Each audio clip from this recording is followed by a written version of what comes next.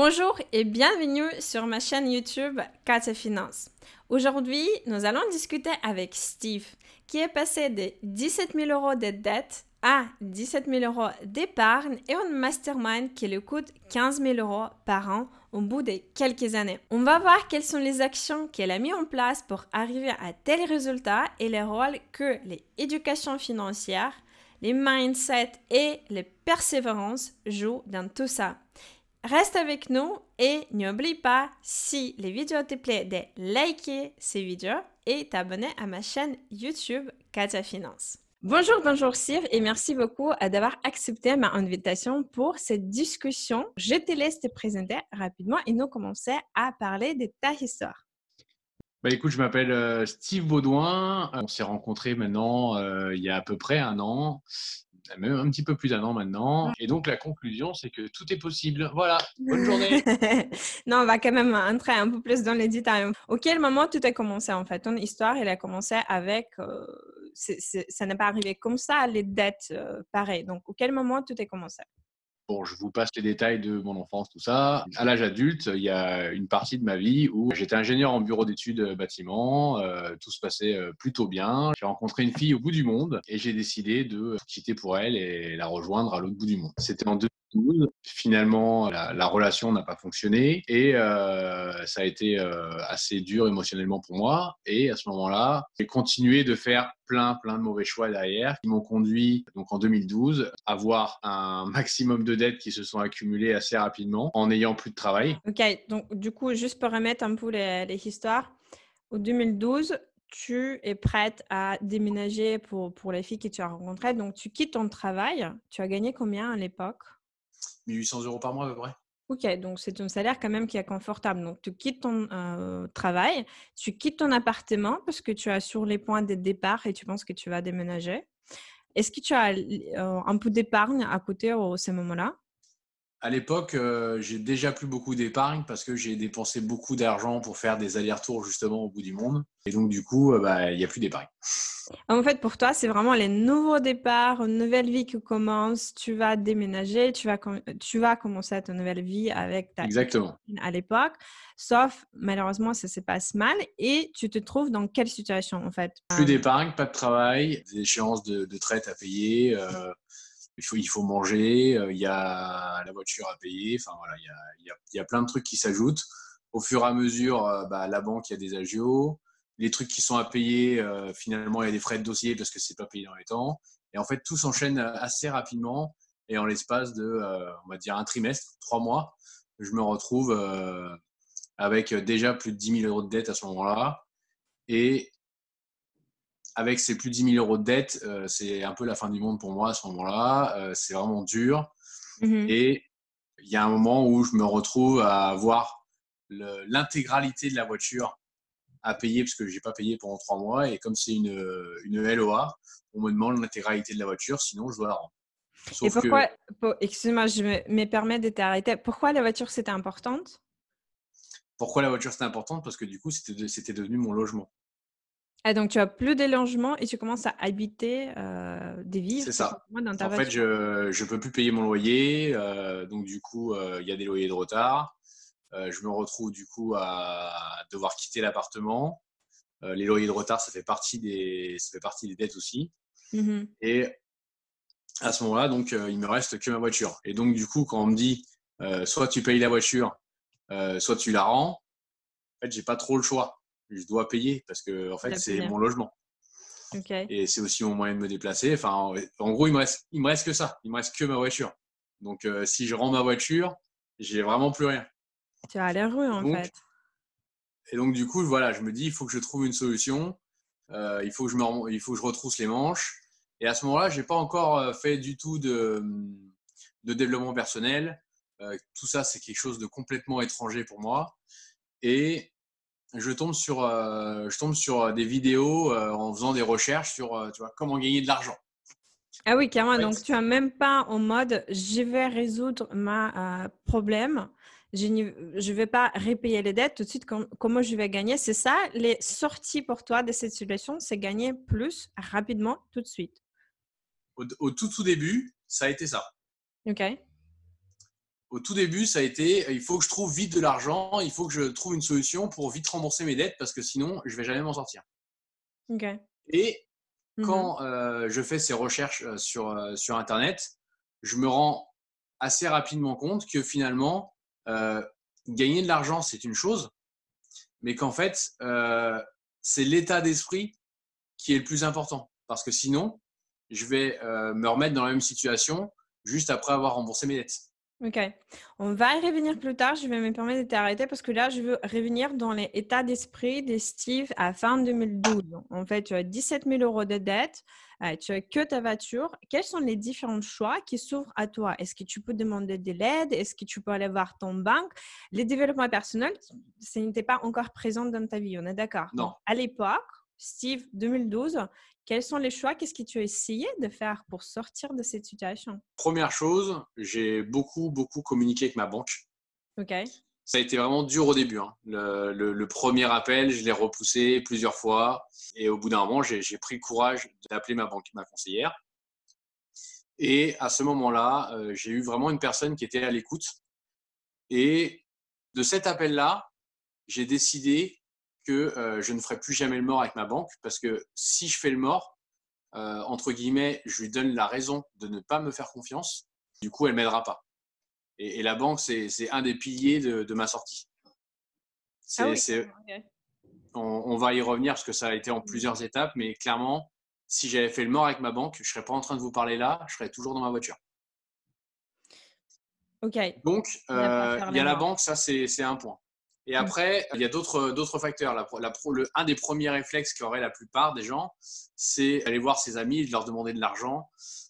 Ça a été très difficile pour moi dans le sens où j'ai demandé à une personne assez proche de me prêter de l'argent, donc mon meilleur ami en l'occurrence. Mais derrière, ça a créé des tensions et du coup, je lui devais de l'argent, on se parlait plus, et en fait, une des seules personnes sur lesquelles je pouvais compter, finalement, m'a délaissé parce que voilà, j'étais toujours pas dans une énergie positive à l'époque, et en plus, je lui devais de l'argent, donc ça a rien arrangé. Et donc, du coup, j'ai OK. décidé qu'il fallait que j'arrête de demander de l'argent et qu'il fallait que je m'en sorte par moi-même. Et pour sortir par toi-même, tu as fait quoi du coup? Alors, pour sortir par moi-même, la première étape, c'est de se dire, peu importe la façon de gagner de l'argent, il faut que je gagne de l'argent pour rembourser mes dettes. Parce que qui paye ses dettes s'enrichit. Et que tant que j'ai des dettes, je n'ai pas spécialement d'avenir en visualisation. Donc, il faut que je rembourse mes dettes. Et donc là, Je j'accepte rigole tous parce les qu'on va travails. je rigole parce qu'on va voir très bien les développements personnels qui est venu plus tard, tu vois? Avec les petites phrases et tout, de ça se voit que tu as complètement changé, ta manière de réfléchir. Donc OK, 2012, donc il faut repayer tes dettes, il faut absolument que tu ailles travail. Sauf que tu as plus de travail, tu fais quoi? Alors, le premier truc, c'est que donc du coup, je travaille dans une discothèque en tant que barman Mmh. et ça m'apporte pas beaucoup d'argent.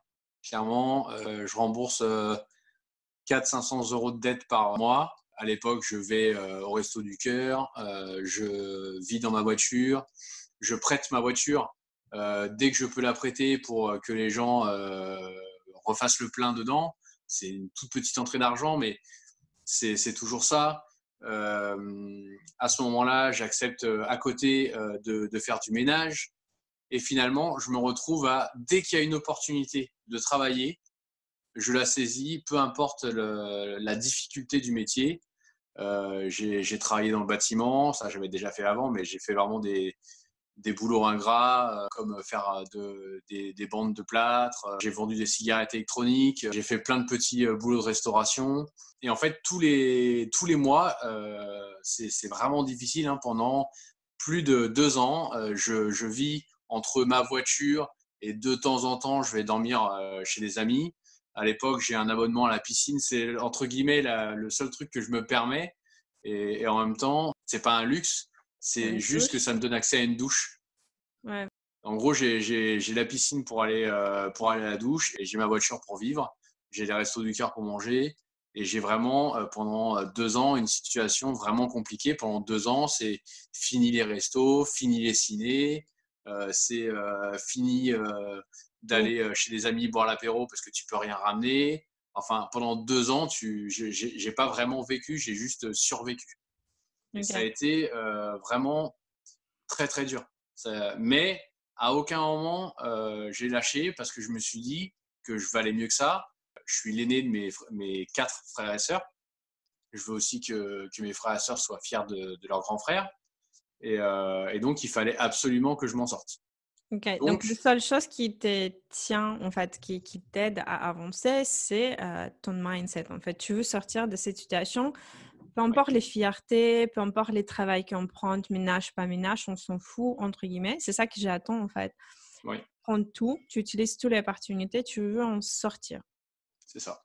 Au bout des 2 ans, qu'est-ce qui se passe, en fait? Donc là, ça commence à aller mieux.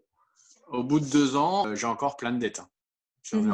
J'en ai remboursé une partie, mais on est loin de la fin, quoi. Mais au bout de 2 ans, j'ai rencontré quelqu'un, parce que déjà au niveau mental, voilà, ça commençait déjà à aller mieux. Je voyais que j'avais déjà remboursé à peu près 2 tiers de mes dettes. Donc du coup, à ce moment-là, voilà, je rencontre une personne, sur qui je peux vraiment m'appuyer, une personne qui me soutient. À côté de ça, j'ai toujours le soutien de la banque. Pour la petite histoire, au niveau de la banque, j'ai jamais, à proprement dit, fait de crédit auprès de la banque. Les banques, elles ont un peu tous les droits, elles font un peu ce qu'elles veulent, hein. À partir du moment où on a une bonne communication avec sa banque, j'ai pas envie de dire que tout est possible, mais presque. Au total, j'ai eu un plafond de découvert qui a dépassé les 10 000 euros. OK. C'est énorme. Mmh. Aujourd'hui, on peut interdire bancaire avec 1 000 euros de découvert. Ouais, effectivement, c'est énorme. C'est ton conseiller, vers quel tu t'es tourné en 2012 qui t'a aidé, en fait, de mettre ça en C'est place? ça. En fait, tout au long du processus de remboursement de la dette, j'ai toujours été en communication avec ma conseillère. Et donc, du coup, elle m'a toujours soutenu. Il y a même des moments où elle faisait passer les agios à la trappe. Enfin, voilà, elle a toujours fait plein de petits efforts pour m'aider. Mais parce que j'ai jamais fait le mort. Je veux dire, j'aurais fait le mort, elle aurait juste fini de m'enterrer. Ouais. Et donc, voilà, là, à cette époque-là, donc on est en 2014-2015. À ce moment-là, donc je dois avoir encore, je sais pas, peut-être 6-7 000 euros de dettes. Et je rencontre cette personne sur qui je peux vraiment m'appuyer. Et de là, j'ai un travail plutôt fixe. Je travaille dans les cigarettes électroniques maintenant. C'est un truc qui me passionne plus ou moins. C'est pas quelque chose qui rapporte des milliers d'argent, mais c'est un travail fixe. Voilà, je gagne mon petit SMIC et je peux payer une partie du loyer avec donc la personne que j'ai rencontrée. Je Ouais, peux tu commencer à commences à s'en revivre un sortir, petit ouais. peu, quoi. Ouais, tu as le logement, donc tu as ton propre Voilà. douche, côté moral, c'est quand même mieux d'avoir quelqu'un. J'ai une question, en fait. Tu as travaillé dans les bâtiments avant et là, tu prends plein de petits boulots, tu travailles dans les cigarettes électroniques et cetera. Pourquoi ne pas revenir, en fait, vers les bâtiments où tu étais ingénieur, tu nous as dit, et ne pas avoir un CDI encore dans les milieux que tu connais déjà? Pour plusieurs raisons. La première, c'est que les boulots à proprement parler dans le bâtiment, dans le dur, j'ai envie de dire, c'était quelque chose qui n'était plus possible pour moi parce que à 23 ans, je me suis fait opérer d'une hernie discale et Ah j'ai un OK. dos qui n'est pas complètement tout neuf. Ça, c'est le premier point.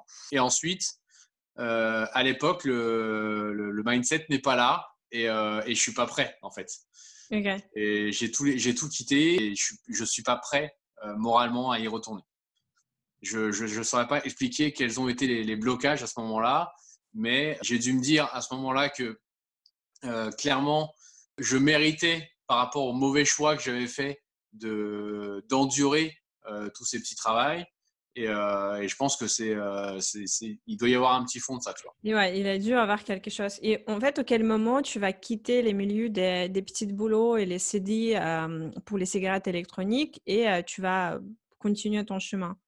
Du coup, un an plus tard, il y a une grosse échéance dans le bâtiment, justement.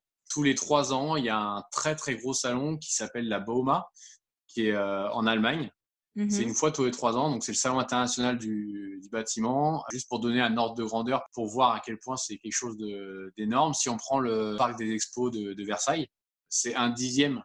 Ouais, en Si on fait, prend tout le pour truc, ceux c'est qui un n'habitent dixième de pas, la Boma, quoi. ouais, pour ceux qui n'habitent pas à Paris et qui n'ont pas cette image-là, c'est compliqué à dire, mais c'est stadion rempli des bâtiments, en fait. C'est énorme. On a peut-être cherché une petite image, mais oui, c'est énorme. Et Et la Boma, c'est 10 fois le parc des expos. C'est quelque chose qui est énorme. On passe déjà, je pense que pour aller d'un bout à l'autre, il faut entre 2h30 et 3 heures, juste OK. pour traverser sans s'arrêter. C'est vraiment très, très grand.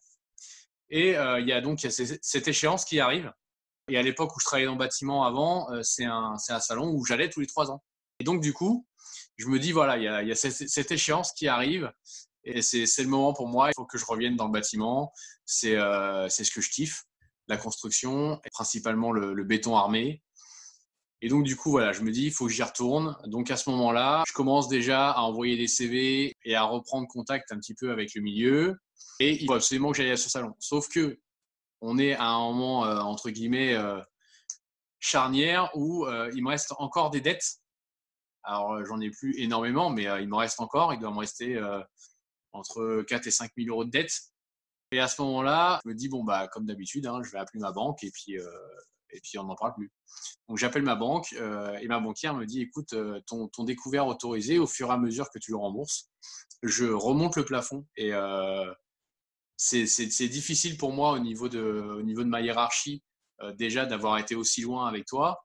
Et en fait, à chaque fois que je remonte, il est juste impossible pour moi de revenir en arrière. Donc, elle peut pas me réaugmenter mon plafond de découvert autorisé pour que je puisse prendre ce fameux billet d'avion pour aller à Munich. Et elle me dit, mais je vais trouver une solution, je reviens vers toi très vite. Et c'est OK. 2 jours plus tard, ma banque me rappelle, et enfin ma conseillère, ma banquière, me rappelle et me dit, Steve, j'ai une solution pour toi, mais c'est une solution à double tranchant. C'est soit ça passe, soit ça casse. Donc je lui dis, bah, dis-moi, je t'écoute. Et elle me dit, bah, c'est un des leviers qu'on a jamais utilisé jusqu'à maintenant et que je vais te donner l'opportunité d'utiliser aujourd'hui. Par contre, ce levier, il va t'aider là sur l'instant, mais c'est juste un sursis d'un mois. En gros, elle m'a mis en place le débit différé. Et donc, du coup, c'est comme si j'avais un mois de crédit d'un mois de Ouais. salaire. On va expliquer juste rapidement, en fait, débit déféré sur les cartes. Les cartes au débit normal qu'on utilise, on paye et c'est débité tout de suite. Débit déféré, c'est qu'on paye maintenant et on va payer un mois plus tard. En fait, c'est vraiment les paiements qui arrivent un mois plus tard. D'où le fait qu'on parle des crédits parce qu'on va la rembourser plus tard. On est en train de dépenser aujourd'hui, mais les paiements, ils vont arriver plus tard. OK, donc elle te propose cette solution. On est d'accord que c'est contre toutes les règles, en fait, parce que proposer débit déféré à quelqu'un qui a déjà endetté, c'est contre toutes les logiques, en fait. C'est ça. OK, Et je pense que clairement, il n'y a aucun banquier qui fait ça. non, Il n'y a je aucun banquier pense qui pas. fait ça, mais parce que pendant les 3 années passées, j'ai pas fait le mort. Pendant les 3 années passées, j'ai tous les mois eu un appel avec ma conseillère et que j'ai toujours fait en sorte de lui faire un état des lieux de la situation, de lui Mhm. donner toutes les clés des choses que je mettais en place pour avancer, que du coup, elle m'a fait confiance et elle a fait ça. Et c'est Tu as pour ça répété que je dis qu'il faut aussi. vraiment pas faire le mort avec son conseiller. Ouais, et tu as répayé quand même. En fait, c'est les gestes qui comptent, c'est la cession des risques pour eux. Même le fait que tu vas repayer à 100 euros, 200 euros, mais tu restes régulière dans tes paiements et tu commences à remonter un peu les dettes, ça aide énormément. On est d'accord. Ça veut dire que tu es en train de mettre tout ton possible pour sortir de ces découvertes, de ces dettes. Donc, c'est extrêmement important. Oui, 30 euros, peut-être ce n'est pas beaucoup pour les gens qui nous regardent, mais c'est un geste qui compte en fait. Oui. OK, très bien. Et est-ce que tu as accepté? Évidemment. Le lendemain, j'ai un billet pour aller à Munich. J'ai eu 3 entretiens. J'ai eu un entretien téléphonique avec le responsable technique de l'entreprise. J'ai eu un deuxième entretien à Meaux, donc là où j'habite actuellement. Et du coup, ce troisième entretien va se faire à Munich, au Salon international du bâtiment. À cette époque-là, donc du coup, je sors mon petit costard, ma petite cravate, tout, que je n'avais pas sorti depuis des années. Et je vais au Salon international du bâtiment. Mon ancienne entreprise que j'avais quittée 3 ans auparavant veut me reprendre. Ah oui, OK. C'est clairement une entreprise que j'appréciais beaucoup. Et donc, du coup, le concurrent direct de cette entreprise, c'est là où j'ai un entretien. L'entretien se passe très, très bien. Il y a même une partie de l'entretien qui se fait en anglais. Enfin, franchement, je l'assure, et ça se passe bien. J'arrive à négocier le salaire que je voulais. Et me voilà avec un contrat en poche, une bière devant moi et un bretzel en train de trinquer avec mon nouveau patron. Là, la vie est belle, en fait. La vie est belle, ouais, clairement. Et surtout, du coup, je retrouve un salaire d'ingénieur. Et donc là, forcément, le remboursement des dettes va beaucoup plus vite. Donc ici, on va vraiment préciser. Donc, tu pars en CDI, donc c'est un contrat qui est stable et tu augmentes largement ton niveau de salaire. Donc, tu peux repayer tes dettes beaucoup plus facilement, rapidement, on peut dire. Oui, c'est ça. C'est aujourd'hui beaucoup plus facile de rembourser mes dettes. Mm. Et en fait, il arrive donc assez rapidement le moment où j'ai plus de dettes à la banque. Il me reste les 2000 euros que m'a prêté mon meilleur ami, à qui je ne parle plus depuis 3 ans. Du coup, je concentre mes efforts pour réacquérir ces 2000 euros en les mettant de côté tous les mois. Plutôt que de rembourser mes dettes, bah, j'épargne 2000 euros. Et le jour où j'ai ces 2000 euros, j'ai appelé mon meilleur ami qui n'a bien évidemment pas répondu. Et derrière, je lui ai envoyé un très très long message. Et je suis passé par sa compagne pour avoir son RIB et lui faire le remboursement de l'argent que je lui devais. Comme j'avais beaucoup évolué au niveau de l'état d'esprit, du coup, je pense que le message que je lui ai fait en parallèle a été important. Et du coup, c'est lui qui est revenu vers moi derrière. Et on a fêté nos retrouvailles pour la petite information au Phuket sur les Champs-Élysées. Ah oui, carrément, ok. Là, tu sors les grands moyens. On est Là, quoi? on En sort les. septembre 2016, c'est ça? Donc là, ouais, on est en septembre 2016, ouais, c'est ça.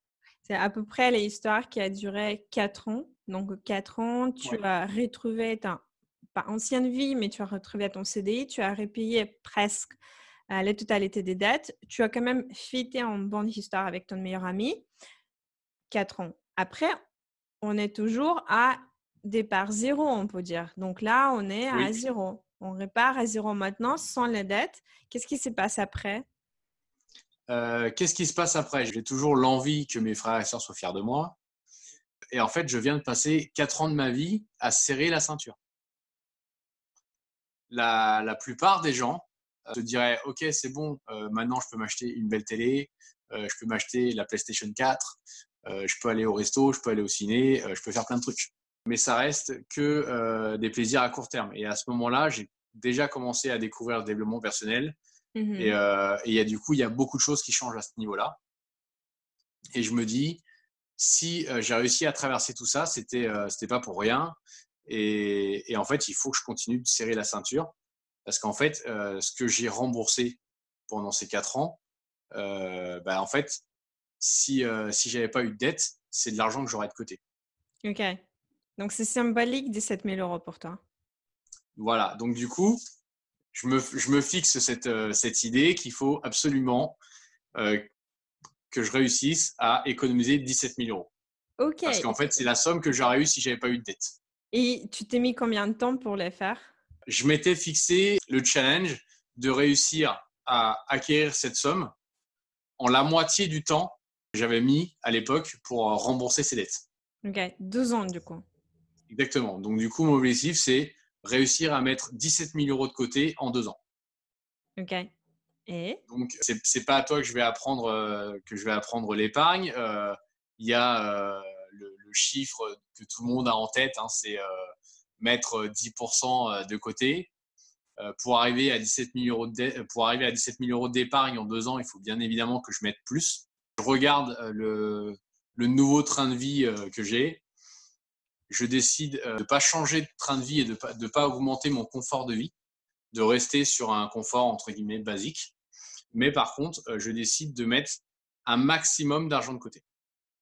Et donc, je suis aux alentours des 20% d'épargne tous les mois. Et les mois où j'ai des entrées d'argent, entre guillemets, un petit peu exceptionnelles, comme un 13e mois ou des primes ou des choses comme ça, j'essaie même d'aller jusqu'à 25% de côté. OK.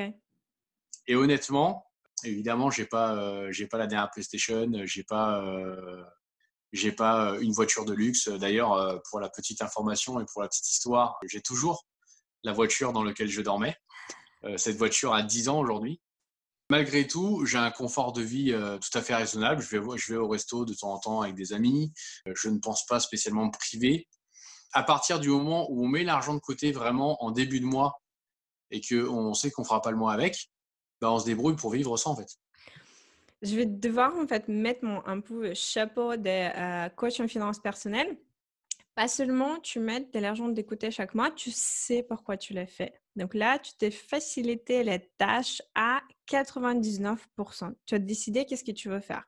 Mettre de côté juste pour mettre de côté, c'est comme dire: «Je vais voyager un jour». Si tu as les rêves, aller en Californie, j'utilise beaucoup Californie comme exemple parce que j'adore, et tu vas dire que je vais aller dans 12 ans, il me faut tant, il faut que je fasse ça. Tu as les plans précis, tu sais qu'est-ce que tu veux et ça va être beaucoup plus simple pour toi pour épargner. Donc déjà, pour les gens qui nous regardent, épargner pour épargner, c'est comme faire les diètes juste pour faire les diètes. Si vous allez avoir les mariages dans un an qui vient, là, c'est précis en fait. Vous savez pourquoi vous voulez les faire. Donc, il faut toujours quand même avoir cette idée en tête. Par contre, on les fait qui est basé sur notre personnalité, nos valeurs ou les motivations profondes. Et là, dans ton cas, c'est clairement les motivations qui est forte. Donc, tu arrives à les Oui. faire entre guillemets, plus simplement, entre guillemets, parce que ça reste quand même un effort qui n'est pas négligeable. OK? Donc, est-ce que tu as réussi? Alors, j'ai réussi à avoir ces fameux 17 000 euros de côté. J'ai même été un peu plus loin parce que pour dire la vérité, j'ai même réussi à atteindre les 20 000 euros de côté. Ah oui, OK, félicitations! Donc ça a été vraiment une fierté hein, pour moi, clairement, de réussir à atteindre cette somme. Je pense que, honnêtement, l'éducation financière, c'est quelque chose d'important. J'aurais jamais réussi à mettre cet argent de côté si à l'époque j'avais pas commencé à avoir des vraies réflexions au niveau mindset et au niveau philosophie financière parce que bah, j'aurais certainement reproduit exactement les mêmes schémas et puis peut-être même que j'aurais jamais épargné autant en fait. Une fois que j'aurais remboursé mes dettes, j'aurais repris un train de vie un petit peu au-dessus de mes moyens ou juste au niveau de mes moyens et Mmh. j'aurais jamais réussi à acquérir cet argent. Donc clairement, c'est important d'avoir des objectifs comme tu dis Katia. Ça c'est super important et ça fait pas tout. Il faut avoir la force et l'énergie de le faire et surtout il faut aussi savoir comment le faire. J'ai eu la chance de croiser beaucoup d'entrepreneurs avec qui, du coup, j'ai eu beaucoup l'occasion de discuter de la gestion de l'argent. Et clairement, ça m'a beaucoup aidé. Aujourd'hui, quasiment l'intégralité de l'argent que j'ai réussi à épargner, donc on parle de 20 000 euros. Hein. Déjà, le premier truc, c'est que je l'ai réinvesti. Très bien. Réinvesti et surtout, aujourd'hui, j'utilise cet argent pour aider les gens autour de moi. Parce que ce qui était difficile à l'époque, si on revient donc 8 ans en arrière, en 2012, j'ai demandé de l'aide à une seule personne. À l'époque, j'ai pas fait de demande de surendettement, j'ai pas fait tous ces trucs-là juste par question d'ego. Je voulais rembourser tout seul comme un grand. Alors c'est chouette, ça fait une belle histoire, mais clairement j'aurais pu aussi faire un dossier de surendettement et rembourser les choses beaucoup plus rapidement. Mmh. Après, ça m'a forgé et aujourd'hui, j'ai mon état d'esprit qui a changé, j'ai ma vision de l'argent qui a changé. En fin d'année 2019, j'ai prêté une assez grosse somme d'argent à une de mes meilleures amies qui était dans une situation similaire à la mienne en 2012. Je lui ai prêté près de 3 000 euros et en parallèle de ça, j'ai fait un truc que j'aurais voulu qu'on fasse pour moi en 2012. Je lui ai payé la formation Personal Finance Pro et aujourd'hui, elle est en train de s'en sortir grâce à cette formation. Et elle va s'en sortir beaucoup plus vite que moi, je m'en suis sorti à l'époque. Je vais être très honnête avec toi. C'est l'histoire qui m'a touchée énormément. Ça m'arrive d'avoir les demandes de quelqu'un qui va appuyer les formations comme cadeau pour les autres. Mais la plupart du temps, c'est les maris en femmes ou les femmes qui vont demander en fait à aide à son mari ou son entourage. Tu as fait un cadeau. Tu te souviens comment on l'a fait en fait? Les personnes, voilà, tout Oui, est passé par tes comptes et la personne a juste reçu l'accès à la formation. Donc c'est vraiment les cadeaux, tu commences à utiliser de l'argent comme les outils, notamment pour aider les autres et c'est énorme. En fait, c'est pas un prêt, c'est un cadeau que tu peux oui. faire. Tu as une capacité financière de la faire grâce à, encore entre guillemets, à une seule chose, que l'épargne. En fait, tu as épargné, aujourd'hui tu es libre à utiliser cet argent pour t'enrichir. Tu as parlé d'investissement pour réaliser tes projets de vie importants. On va parler des masterminds tout à l'heure parce que ça, c'est quand même le développement personnel. Donc, tu vas encore plus loin dans ton développement et tu aides les gens autour de toi. C'est énorme. Et tout ça, si on compte 2012, que ça a commencé, 2016, donc tu es parti à zéro. Aujourd'hui, en 2020 à peine, parce que voilà, on a début d'année, on peut dire, tout ça, c'est carrément une espèce de 2 ans si on va compter 2018-2020. C'est énorme. Honnêtement, félicitations. Ce qui est important pour moi aujourd'hui, c'est d'aider toutes les personnes en fait qui ont envie d'être aidées. Ça aussi, c'est important. Mhm. On ne peut pas aider tout le monde, ça c'est sûr. Il y a des personnes qui ne voudront jamais l'être. Donc, je ne peux pas sauver la terre entière. Par contre, mon amie a suivi toute l'histoire. Elle fait partie d'ailleurs des personnes qui m'a aidé à quelques reprises à l'époque où je vivais dans ma voiture. Et il est déjà arrivé qu'elle m'offre un repas. Enfin bref, quand elle a été en galère, elle est revenue vers moi en me disant comment toi tu as fait. Et là, je lui ai dit, bah écoute, moi j'ai fait comme ça, mais au fait, aujourd'hui, il y a des raccourcis. Aujourd'hui, moi, je suis en capacité de te prêter l'argent. Elle voulait pas que je lui prête de l'argent. Elle voulait vraiment pas. Elle était en mode Steve 2012. C'est bon, j'ai besoin de personne, j'ai mon gros ego, tout va bien, je vais m'en sortir toute seule. Et je lui ai dit, je te fais un double cadeau, c'est-à-dire que je te prête cet argent et à côté de ça, je vais t'aider à mieux gérer ton argent. Parce qu'en fait, c'est des schémas qui se répétaient et c'était pas la première fois qu'elle se retrouvait dans cette situation.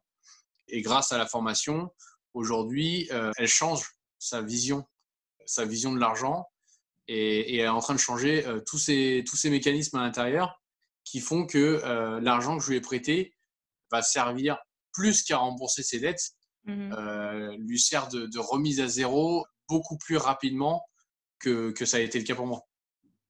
Et sans cette formation, elle pourrait passer 4 ans à se sortir. À faire, oui. Et effectivement, on a une possibilité, il faut savoir les saisir. Il n'y a pas beaucoup de gens qui vont être prêts à investir en soi ou chercher de l'aide, tout simplement. On a beaucoup des égos, malheureusement, les gens qui vont dire, voilà, je vais m'en sortir. À la limite, je me balade sur les sites internet gratuits parce que personne ne va voir qu'est-ce que je suis en train de faire. Et les problèmes d'argent, on ne va pas en parler avec les gens les plus proches. Les plus compliqués, Ah non. c'est de parler en famille, avec les meilleurs amis. On peut en parler beaucoup plus simplement avec les gens sur Internet. D'où, par exemple, de la formation en personne et finance pro.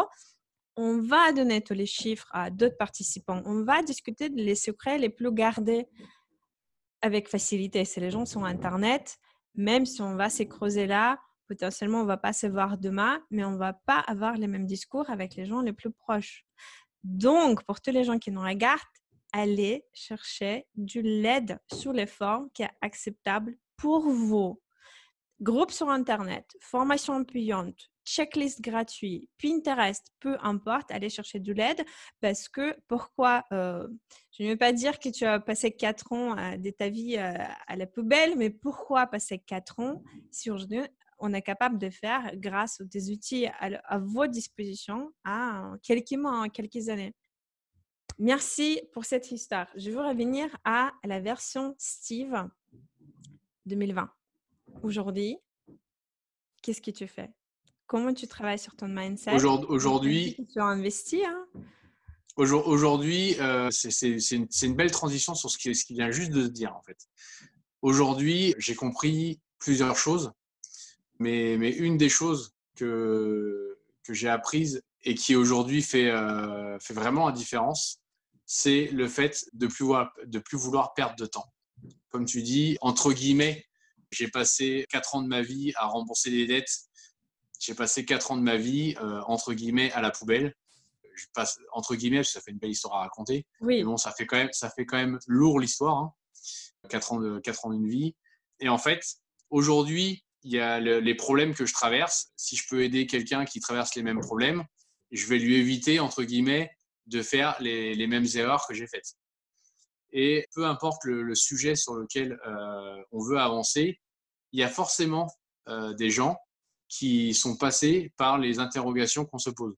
Aujourd'hui, en plus d'être ingénieur, en plus d'être barman, parce que je suis toujours barman, en plus de ces deux travails, je suis entrepreneur. Aujourd'hui, je veux plus perdre de temps. Et soit je passe du temps sur du gratuit, ce que je fais aussi, hein, mais soit je passe du temps sur du gratuit et à me casser la gueule plusieurs fois et perdre du temps à avancer, soit je passe par des gens qui ont déjà les compétences parce que eux se sont cassés la gueule et vont éviter que moi je me casse la gueule. Et donc du coup, c'est pour ça qu'aujourd'hui, je me pose même plus la question de payer pour une formation. Si on revient un petit peu en arrière, il y a 2 ans et demi de ça, j'ai payé mon premier événement. C'était la Garden Party de Cédric Anissette et c'était 300 € pour une après-midi où il n'y avait pas de, il y avait pas de, il y avait pas de conférence. C'était juste des petits fours, barbecue, champagne entre entrepreneurs. Enfin, mettre 300 € pour aller entre guillemets à un barbecue, c'est pas à la portée de tout le monde. Et c'était clairement pas à ma portée. J'avais déjà l'argent de côté, mais je me suis dit, comment je peux dépenser une somme pour ça? Et en fait, le jour où j'ai été à cet événement-là, tout a changé. J'avais déjà vu plein de vidéos de mindset, j'avais déjà suivi une première formation payante en ligne pour changer des choses au niveau mindset. Mais quand j'ai été vraiment à la rencontre des gens et que j'ai vu tous ces gens qui réussissent, je me suis dit que du coup, moi aussi, je pouvais y arriver. Et que parmi ces gens-là, il y avait des gens qui avaient beaucoup plus d'expérience que moi, que ce soit au niveau mindset, au niveau entrepreneurial, au niveau gestion des finances. Et du coup, je me suis dit, il faut que je m'entoure de ces gens-là. Il faut que je m'entoure de ces gens-là et il faut que je sache leur demander de l'aide, ce que je n'ai pas su faire en 2012. Là, il y a des gens qui vont voir cette vidéo, qui faisaient partie de mon entourage en 2012, 2013, 2014 et qui ne savent même pas, qui vont apprendre via cette vidéo que je vivais dans ma voiture. La plupart des gens n'étaient pas au courant. Le nombre de personnes qui étaient au courant que je vivais dans ma voiture à l'époque, ça tient sur le doigt d'une main. J'en parlais à personne. Et aujourd'hui, j'ai plus peur de demander de l'aide. J'ai plus peur de demander de l'aide et j'ai encore moins peur de payer pour avoir cette aide pour gagner du temps. Parce qu'en fait, le temps, c'est la valeur la plus précieuse. Ça vaut tout l'or du monde. C'est vraiment la plus grosse valeur. Il y a l'argent, c'est un outil. Mais vraiment, la plus grosse valeur, c'est le temps. Et le temps, on peut l'échanger contre de l'argent pour en gagner. Soit on décide d'investir son temps avec un travail pour gagner de l'argent, soit on décide d'investir son argent pour gagner du temps. Dans tous les cas, l'argent et le temps, c'est des valeurs qui sont connexes. Oui, effectivement, comme on dit, le temps, c'est la seule valeur que tu ne peux pas récupérer. En fait, argent, énergie, etc. Certes, on peut en perdre, on peut encore regagner un peu plus. Le temps, c'est perdu. Tu as passé ton journée pour faire n'importe quoi, ton journée, elle est perdue, en fait. Très bien. Donc, pour finir, aujourd'hui, tu as dans les masterminds qui te coûtent combien? Aujourd'hui, et d'ailleurs, c'était hier soir, je fais partie d'un mastermind pour entrepreneurs sur Internet. C'est un mastermind qui me coûte 15 000 € pour une année complète de mastermind. Et honnêtement, ces 15 000 €, je pense que c'est le meilleur investissement que j'ai fait sur toute ma vie en fait. Super. On va en finir là. Steve, je te remercie énormément pour le partage de ton histoire. J'espère vraiment que pour les gens qui vont nous regarder et surtout pour les gens qui se trouvent actuellement dans les difficultés financières, qui se trouvent dans les découvertes actuellement, ça va être très inspirationnel. En tout cas, pour moi, c'était le cas. Et vous allez avoir les clés, vous allez retrouver les clés pour vous-même, en fait, de comment sortir de cette histoire. C'est fait aider, de ne pas faire les mortes avec les banques, travailler sur votre mindset, de ne pas avoir peur, aller chercher l'information, etc. On a parlé quand même de pas mal de choses. Si vous commencez à impliquer ne serait-ce qu'une ou deux, une seule clé dont on a parlé, j'en suis sûre que votre situation peut changer rapidement et vous allez devenir les meilleures versions de vous-même. C'est la conclusion que j'avais dit au tout début. En fait, tout est possible. Vraiment, tout est possible. Donnez-vous les moyens. Et les moyens, c'est pas qu'une question d'argent. C'est une question de détermination. Si vous voulez vous en sortir, vous pouvez y arriver. N'hésitez pas à demander de l'aide à Cassia côté finance parce que je l'appelle le maître Jedi de la finance personnelle. Super, merci beaucoup Steve. En tout cas, merci pour cette partage et pour les gens qui nous regardent. N'oubliez pas à mettre un like si vous avez aimé ces vidéos et abonnez à ma chaîne YouTube pour ne devoir avoir plus d'informations gratuites sur les sujets des finances personnelles.